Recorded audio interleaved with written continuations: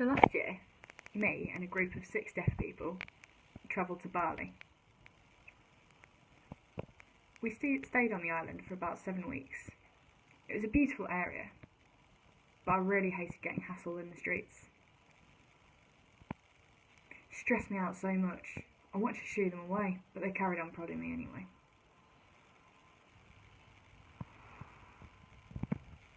One day I went to go get some money exchanged. I didn't know what to do, so I checked the exchange rates. I compared them all and found where was the best place to go.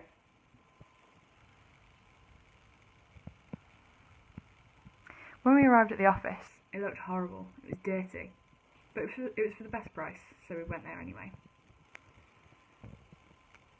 My friend and I went together, and we went in and we said we wanted to exchange £50. I got my traveller's checks ready, filled them in, and I had my passport for identity proof.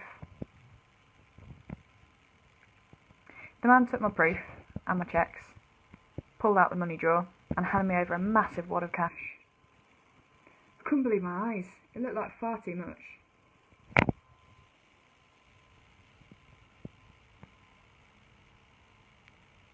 How was that £50 worth? But I took it anyway. All the notes were in rupees, and I had hundreds of them. The man was counting them out and making piles.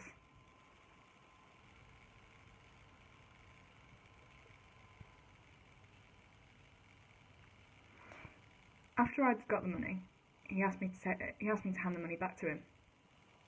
I was a bit wary at first, but I handed it and he counted it all out for me. He laid them all out in different horizontal piles. Thought very clever. Now I know how much is there. Took it back, put the money in my pocket, and went back to the hotel. Went and had something to eat, went for a few drinks, and the next day I got my money back out. I realised that the money looked much less than before. I can't have spent it that quickly. It's not possible. I counted out and started checking. It was definitely less than before. I was missing about £25, and in one night that really wasn't possible. I went to go see my friend, and they had the same problem.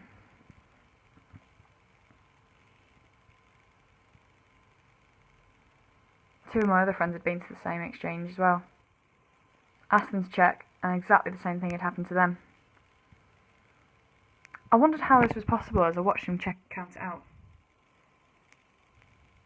But I went back to the man to see what he was doing. I confronted him and told him, you gave me the wrong amount of money. Give me more. And suddenly he started throwing more at me. I knew he knew something was wrong.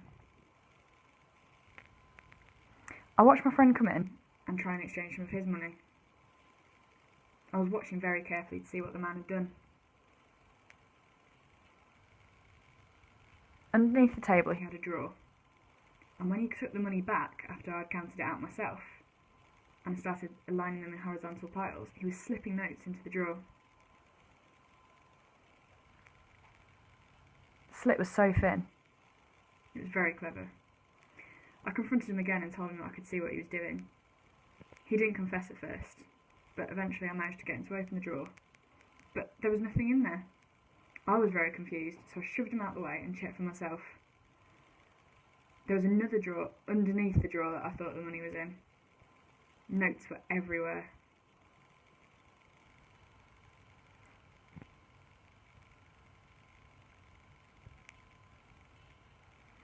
Another tourist came in behind me. I told him not to go here, that it was too dangerous and that he needs to watch out. He listened to what I had to say and seemed a bit wary.